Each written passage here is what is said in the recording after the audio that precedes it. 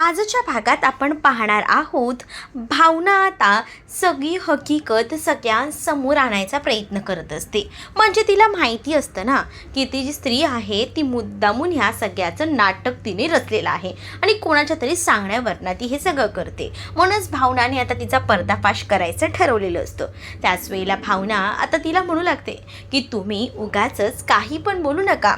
तुमच्या अंगात देवी आलेली नाही आहे मला माहिती आहे, पण तरीसुद्धा ती बाई ना त्या नाटकाच्या रूपात ना काही बाहेर आलेली नसते. ती आता नाटक करतच राहते आणि ती आता असं दाखवत असते की खरंच तिच्या अंगात देवी आले. मात्र भावना तिचा हा खोटेपणा उघड करू लागते. भावना म्हणत असते की मी माझ्या देवी आईचं आतापर्यंत नित्यनियमाने सगळं केलेलं आहे, म्हणजे कुठेही मी कमी पडलेली नाही आहे. मग तुम्ही कसं म्हणू शकता की मी कशात तरी कमी पडलेली आहे? म्हणून तुमचा ना काहीतरी गैरसमज होतोय, कारण मी सगळं काही नीट केलंय. त्यामुळे मला माहिती आहे ना, माझी देवी आई कधीही माझ्यावर नाराज होणार नाही. मग तुम्ही अशा सगळ्या गोष्टी कशा काय मला बोलू शकता, असं देखील आता म्हणू लागते भावना. मग काय, भावनाला तरीसुद्धा ती म्हणत असते की बघ, जास्त प्रश्न विचारू नको, नाहीतर देवी कोपेल, असं काहीसं आता ती म्हणू लागते. पण आता देवी कशी कोपेल? मी तर जे सत्य आहे तेच विचारते आणि मला माहिती आहे ना या सगळ्या गोष्टी, आणि त्याच गोष्टींवर मी शिक्कामोर्तब केलेलं आहे, असं देखील आता भावना बोलत असते. त्यावर मात्र आता आजी खूप जास्त भडकते आणि भावनावर आवाज चढवू लागते. भावनाला म्हणत असते की तू उगाच आहे ना तिला उलटसुलट प्रश्न विचारून भंडावून सोडू नकोस. ती आता देवी आईच्या रूपात आलेली आहे आणि उगाचच ना कोप होईल या सगळ्याचा. मग काय, भावना जी आहे ती आजीला म्हणते की आजी तुम्ही शांत बसा जरा, मला कळतंय हे सगळं काय चाललेलं आहे ते. आणि त्यामुळेच आता ती या सगळ्या नाटकातून समोरच्या त्या स्त्रीला बाहेर यायला सांगत असते, पण ती स्त्री काही आता त्या नाटकी रूपातून बाहेर येत नसते. म्हणूनच आता भावना एक ट्रिक लावते आणि तिला आता म्हणू लागते की बघ, जर तुम्ही या सगळ्यातून बाहेर नाही आलात ना तर तुमच्यावर नक्कीच देवी कोपेल. मग तुम्ही काय करणार आहात? जर देवी तुमच्यावर कोपली तर? त्यापेक्षा ना या सगळ्यातून गुपचूप बाहेर या. त्यावर आता सिद्धू तर भावनाचं कौतुकच करू लागतो. तो एकटाच मनातल्या मनात म्हणत असतो की तुला काय वाटलं ग आजी, आतापर्यंतची ही जी काही भावना मॅडम होत्या त्याच भावना मॅडम अजूनही तुला वाटत आहेत का? त्याच असतील तर हा तुझा गैरसमज आहे. भावना मॅडममध्ये ना बरेच बदल झालेत, त्यामुळे आता त्या स्वतःची लढाई स्वतः जिंकत असतात, असं देखील इथे मनातल्या मनात सिद्धू बोलत असतो.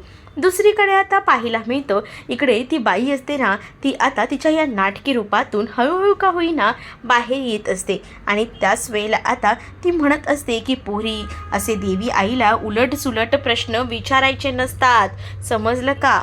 मग काय, अजूनच संशय खरा ठरतो. पूर्णपणे खात्रीच पटते की हे सगळं काही मुद्दामून घडत आहे.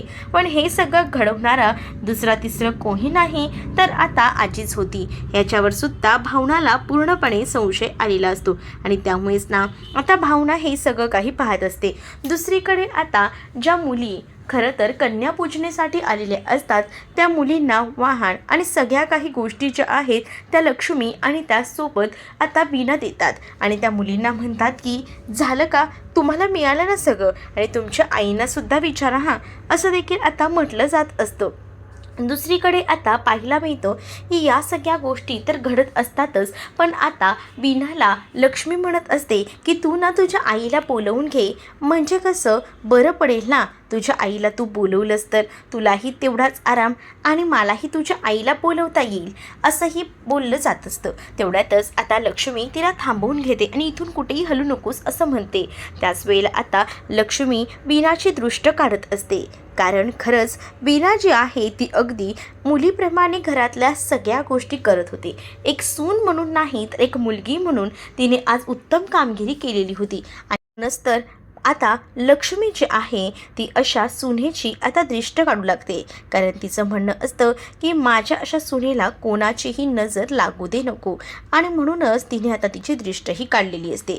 दुसरीकडे भावना आता स्वतःला खरं सिद्ध करण्यासाठी पेटून उठलेली असते, कारण तिला माहिती असतं ना की या सगळ्यामध्ये दोषी कोण आहे ते, आणि त्यामुळेच तिने आता आजीला चांगलं बेटीस धरलेलं असतं. आजीला ती म्हणत असते की तुम्हाला ना आजी याबद्दल काही माहीत नाही नाही ना तर शांतच बसा, पण मला त्या स्त्रीला सगळं विचारू दे. दुसरीकडे नीलांबरी आता घाबरत असते.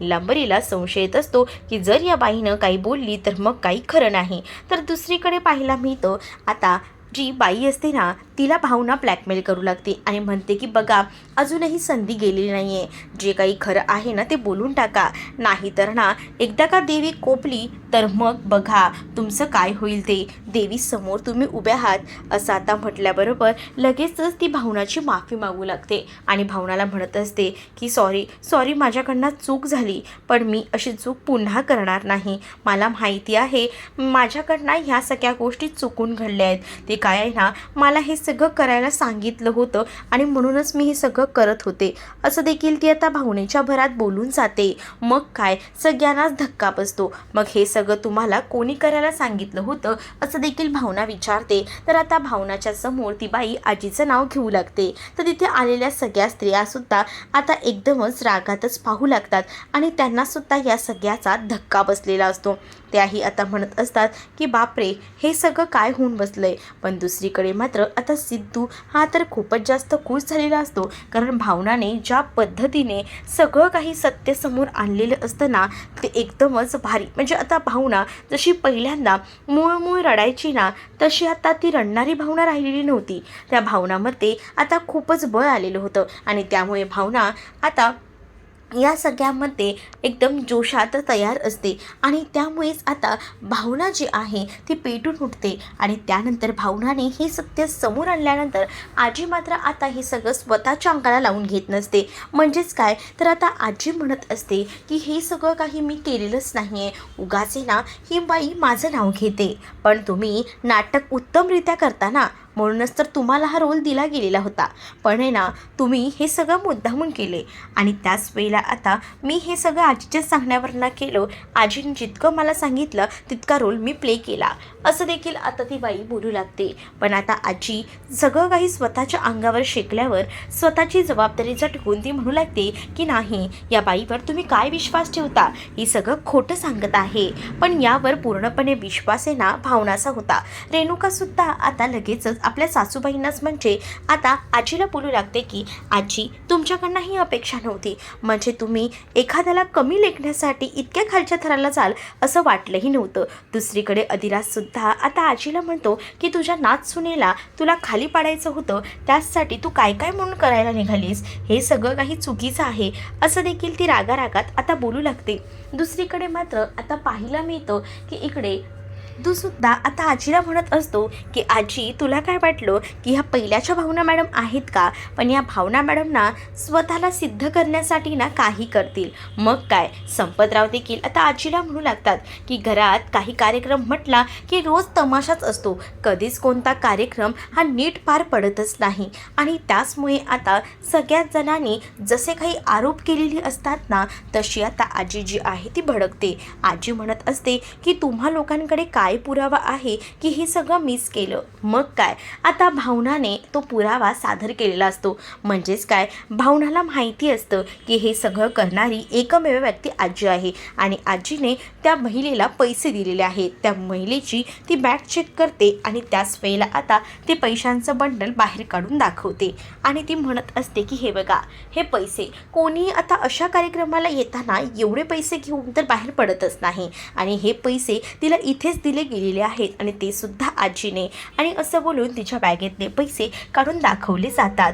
आणि त्याच वेळेला आता जेव्हा ते बॅगेतले पैसे काढून दाखवले जातात तेव्हा आजीच्या हातात ते पैसे मुद्दामूनच पुन्हा एकदा भावना देते आणि तुमचं नाटक फसलं आहे, पण हे सगळं करायची काहीच गरज नव्हती, कारण हा देवीचा प्रोग्राम आहे आणि या देवीच्या प्रोग्राममध्ये सुद्धा तुम्ही हे जे काही चुकीचं वर्तवणूक केले ना मला खोटं सिद्ध करण्यासाठी, म्हणजेच तुमच्या तोंडून जे जे काही शब्द मी आतापर्यंत ऐकलेत ते सगळे शब्द त्या स्त्रीच्या तोंडून मी ऐकलेत आणि त्यामुळेच मला खात्री पडली की हे सगळं तुम्हीच त्यांना करायला लावलं, याशिवाय दुसरं कोणी हे करू शकत नाही असं देखील आता डायरेक्टली भावना बोलू लागते. जेव्हा भावना आता हे सगळं काही बोलून टाकते तेव्हा मात्र आता सिद्धूसुद्धा भावनाच्या पाठीशी नेहमीप्रमाणेच खंबीर उभा असतो आणि तो म्हणत असतो की मी जोपर्यंत भावना मॅडमच्या पाठीशी खंबीरपणे उभा आहे ना तोपर्यंत तू भावनाच्या बाबतीत काही करू शकत नाही, कारण आम्ही दोघंही जण एक आहोत आणि कायम एकत्रच राहतो. राहू. त्यामुळे आजी तू कितीही प्रयत्न कर, आम्हाला वेगळे करायचे ते प्रयत्न असफलच ठरतील तुझे, असं देखील आता सिद्धू जो आहे बोलत असतो. त्याच वेळेला त्याने भावनाचा हात देखील हातात घट्ट धरलेला असतो. तर दुसरीकडे आता पाहायला मिळतं दसऱ्याचा सण असतो आणि दसऱ्याच्या सणाला पूर्ण तयारी जी आहे ती होत असते. तर आता देवी आईसमोर लक्ष्मीची पोथी वाचत लक्ष्मी बसलेलीच असते आणि त्याच वेळेला आता तिथे वीणा आलेली असते आणि वीणाने आता सगळी जबाबदारी पार पाडलेली असते. म्हणजे ती सांगत असते की आई तुम्ही सांगितलं आहे ना तसं सगळं काही केले, म्हणजे बाहेर रांगोळी काढली, तोरणही लावले बाहेरच्या दाराला, अजून काही करायचं असेल तर मला सांगा.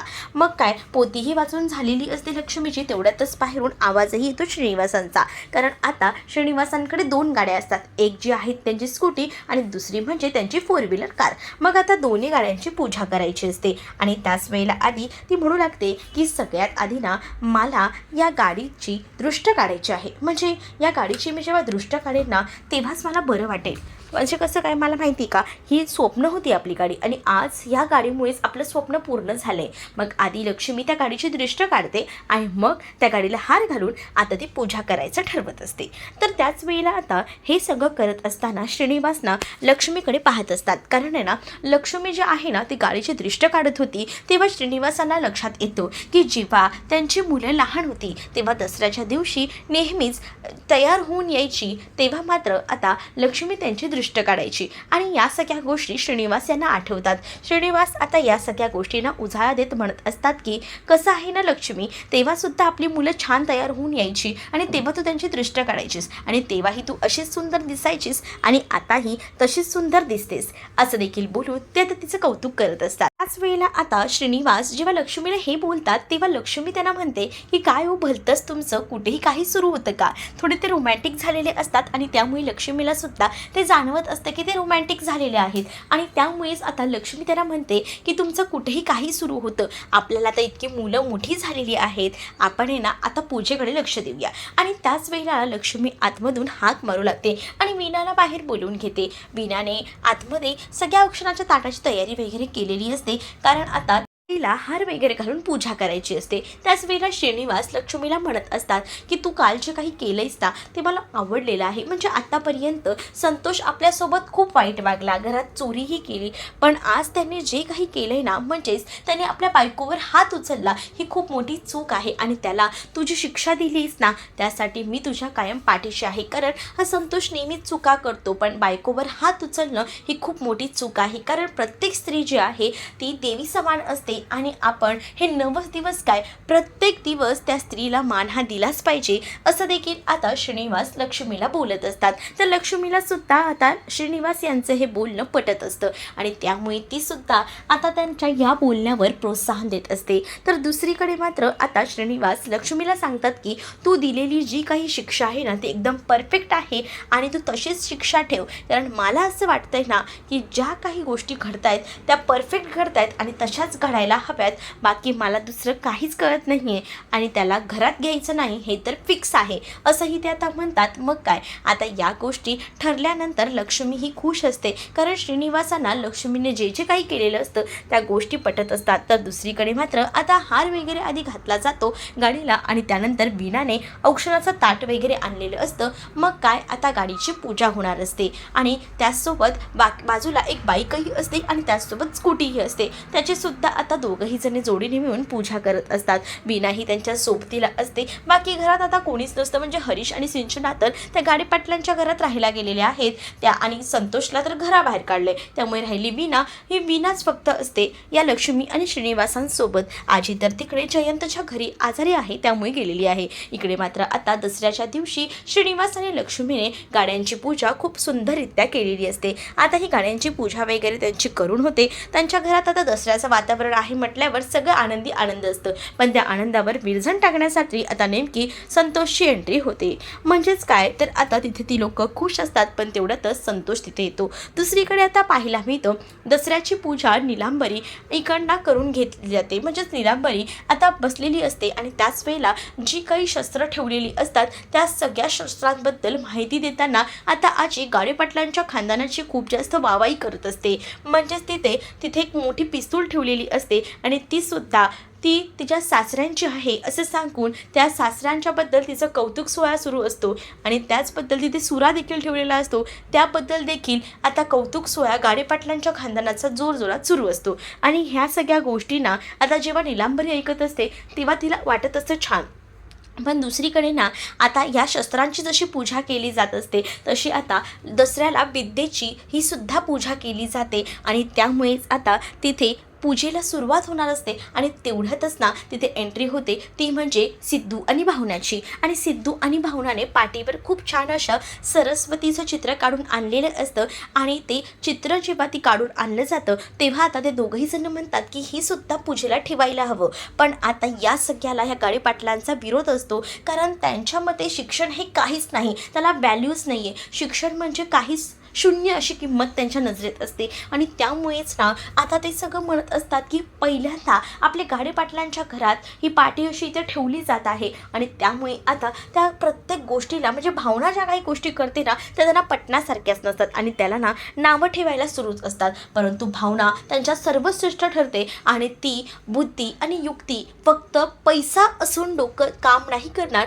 पण त्यासाठी बुद्धीचाही वापर करायला हवा असं देखील भावना आता टोला लावून त्यांना समजावू लागते. पण इकडे मात्र घोडा दामटवायचं काम जे आहे ना ते मात्र अचूकरित्या या आजीनं आणि ह्या संपतरावांनी केलेलं असतं. म्हणजेच काय, गाडेपाटलांचं खानदान कधीही अभ्यास करून पुढे गेलेलं नाहीये. तुम्ही म्हणाल ना तर हिच्या बुद्धीचा वापर करून आपण या सगळ्या संकटातून वाचलो असेल असं संपतराव सिद्धूला म्हणतात, तर हा तुझा गैरसमज आहे. कारण या संकटातून ना आपण पैसा देऊन सुद्धा वाचू शकलो असतो. काय ना, ताकद महत्त्वाची आहे, ताकद, आणि ती या गाडेपाटलांकडे आहे असं देखील रागारागात आता संपतराव म्हणत असतात. तर इकडे मात्र आता सिद्धूला या सगळ्याचं हसू येत असतं. तर भावना आता त्यांना चांगलाच टोला लकवत म्हणते की बघा काका, माफ करा पण मी मध्ये बोलते. काय ना, बुद्धी आणि ताकद या दोघांशी जेव्हा समेट घडतं ना तेव्हा एक अजय असं बनतं. अजय म्हणजे काय? अजय म्हणजेच ज्याला कोणीही जिंकू शकत नाही ना असा. आता हे सगळं भावनाने म्हटल्यानंतर रेणुकाला तर तिचं कौतुक वाटत असतं, वर सिद्धू देखील आता भावनाचं कौतुक करत असतो आणि तो भावनाला म्हणतो की काय कमाल बोलला तो मॅडम, आणि खरंच तुम्ही जे काही बोललात ना ते एकदम सर्वश्रेष्ठ बोललेला आहात. आता सिद्धूसुद्धा आता एक महत्त्व सांगत उदाहरण देत आता तो बोलत असतो. बुद्धी आणि ताकदीचं उत्तम उदाहरण म्हणजे छत्रपती शिवाजी महाराज यांचं, बरोबर की नाही? त्यावर आता भावनासुद्धा हो असं म्हणते. अफजल खानाचा जेव्हा वध करायचा होता तेव्हा छत्रपती शिवाजी महाराज यांनी बुद्धीचा आणि ताकदीचा वापर केला आणि त्यामुळेच तर ते अफजल खानाचा वध करू शकले. सिद्धू म्हणतो की छत्रपती शिवाजी महाराजांनी असाच बुद्धीचा आणि ताकदीचा वापर करून बरीच लढाई जिंकलेल्या आहेत आणि तुम्हाला हे उत्तम उदाहरण आहे. यावरून आपण हेच शिकतो, जितकी आपल्याला ताकदीची गरज आहे ना तितकीच बुद्धीची सुद्धा गरज असते. आता सिद्धूने हे एकमेव उदाहरण दिल्याबरोबर संपतराव आणि त्यासोबत आता आजीची बोलतीच बंद होते. त्यांना पुढे काहीही बोलता येत नसतं, कारण सिद्धूने ज्या पद्धतीने स्पष्टीकरण देऊन समजावलेले असताना त्यामुळे आता बोलती बंद करण्याचीच वेळ आजीची आणि संपतरावांची झालेली असते. तर आता रेणुका म्हणते की खरंच सिद्धू, तूही खूप उत्तम उदाहरण दिलंस आणि भावना तुझं सुद्धा एकदम मला गोष्ट पटलेली आहे. सध्या ना रेणुका आता भावनाच्या बाजूने पॉझिटिव्ह झालेली असते आणि या सगळ्या गोष्टीचा राग ना खरं तर आता येत असतो तो म्हणजे नीलांबरी आणि आजीला. आणि या सगळ्या गोष्टींना त्यांना खपतही नसतात, पण ज्या काही गोष्टी आता सिद्धूने सांगितलेल्या असतात ना त्यामुळे त्यांना आता या गोष्टी पटवून घ्याव्याच लागत असतात. कारण सिद्धूने आता भावनाच्या बरोबरीला राहून प्रत्येक गोष्ट गाडेपाटलांच्या विरोधात खोडून काढलेली असते. नेहमीच तो तिची साथ देत असतो आणि त्यामुळे आता हे गाडेपाटील तोंडात बोटं टाकून गप्प बसतात, कारण तशी वेळ भावना आणि सिद्धू दोघांनीही मिळून आणलेलीच असते. त्यामुळे आता त्यांना बोलताही येत नसतं आणि काही करताही येत नसतं. मग आता आजी म्हणते की चला पूजेला सुरुवात करूया, नाहीतर अजून उशीर होईल. अजून उशीर झाला तर पुन्हा ह्यांची कीर्तन ऐकायला लागतील, ह्यांची भाषणं काही संपणार नाहीत असं देखील मुद्दामून आता आजी बोलत असते. कारण आजीला माहिती की ह्यांच्या पुढे कोणीही जाऊ शकत नाही. त्यामुळे गुपचूप आता आजीला पूजेला सुरुवात करावीच लागत असते आणि त्यामुळे आता आजी जी आहे ती रेणुकाला म्हणते की आता पूजेला सुरुवात करूया, कारण खूप उशीर झालेला आहे. जितका उशीर आपण हे सगळं करत बसू तितकाच उशीर आपल्याला पुढच्या कार्यक्रमाला सुद्धा होईल. आणि संपतराव, तुला सुद्धा जायचं आहे ना पुढच्या मीटिंगला, मग उशीर करायला नको, आपण लगेचच जाऊया आणि ही पूजा उरकून घेऊया, असं आता आजीचं ठरत असतं. तर दुसरीकडे मात्र आता पाहायला मिळतं जयंतने सुद्धा आता खूप छान अशी तयारी केलेली असते.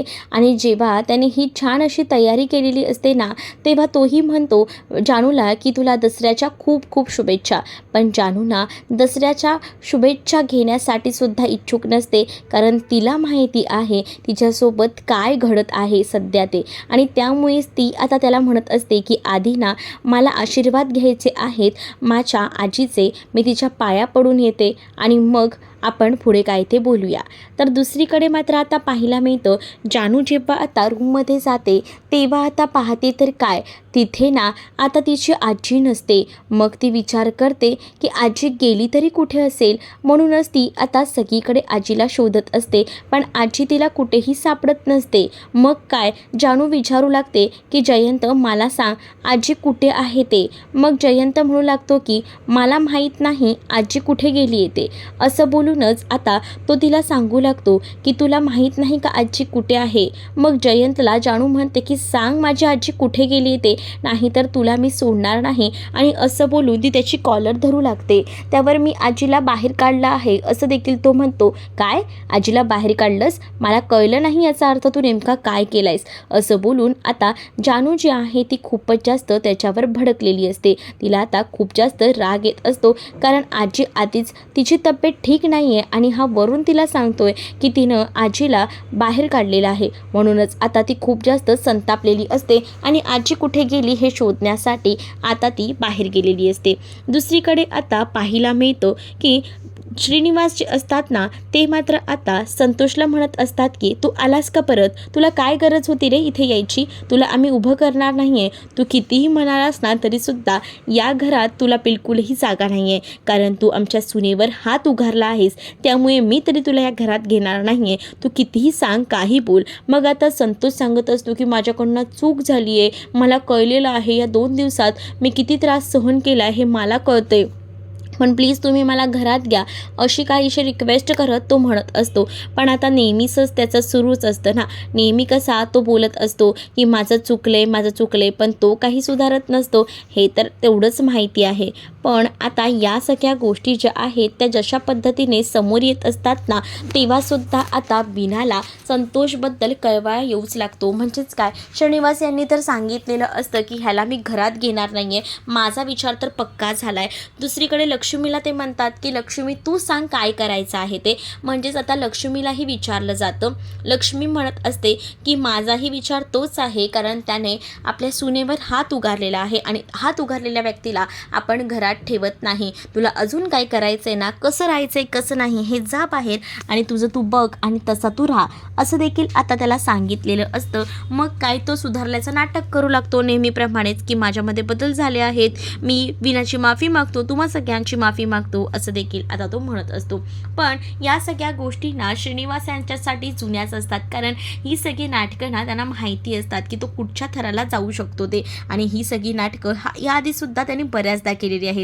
पण आता ज्या काही गोष्टी तो करतोय ना त्यामुळे आता ते खूपच जास्त भडकलेले सुद्धा असतात आणि त्यांना ना उभंही करायचं नसतं त्या संतोषला आपल्या दारात. तरीसुद्धा आता श्रीनिवास यांनी सगळी काही जबाबदारी लक्ष्मीवर सोपवलेली असते. म्हणजेच लक्ष्मीला त्या म्हणतात की तुला काय निर्णय घ्यायचा तो घे, कारण का ह्या घरातून ना तू त्याला बाहेर काढलेला आहेस. त्याच वेळेला लक्ष्मी आता वीणाला विचारते. मग काय, वीणा जी आहे ती म्हणते की आई तुम्ही म्हणताय ते बरोबर आहे, पण खरं तर ना आताच दिवसात वरदही येईल, मग वरदला सगळ्या प्रश्नांची उत्तरं तर मला द्यावी लागतील, मला त्यावेळेला कळणार नाही की मी त्याला काय सांगू. म्हणूनच मला असं वाटते की आता हे आलेच आहेत तरी ह्यांना ठेवून घेऊया. पण तुम्हालाही माहितीच आहे ना आई, कारण आपण म्हणतो ना की भांडणं जी आहेत ती नेहमीच घरात असायला हवीत, उमराच्या बाहेर जायला नको. म्हणून मला असं वाटतं की एका वेळेला आपण ह्यांना माफ करूया आणि संसाराचा प्रश्न आहे असं देखील आता म्हटलं जात असतं. मग काय, वीणाचं हे बोलणं ऐकून लक्ष्मीच्या डोळ्यात देखील पाणी आलेलं असतं.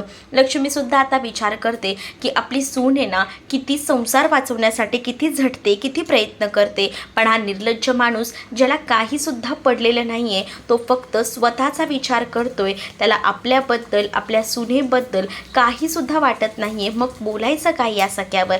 असाच विचार जो काही आहे तो आता इथे असणारी ही लक्ष्मी करत असते. आणि लक्ष्मीने आता ह्यासुद्धा गोष्टी खरं तर त्याला पटवून सांगितलेल्या असतात की बघ जरा तुझ्या बायकोकडे बघ, तिने तुझा इतका मार खाऊनसुद्धा ती तुला घरात घ्यायला पुन्हा एकदा तयार झालेली आहे. यावरूनच तिचं तुझ्यावर असलेलं प्रेम हे सरळ आणि स्पष्ट दिसते. पण तरीसुद्धा तू एकाही शब्दाने तिची माफी मागत नाही आहे. खरं तर ना या सगळ्या गोष्टी जेव्हा घडल्या आहेत ना तेव्हा तर मला असं वाटतं रोजच वीणाची माफी मागायला हवी. पण तू माफीच काय, तिच्याशी बोलायलाही तयार नाही आहेस. एवढा ॲटिट्यूड आहे तुझ्यात.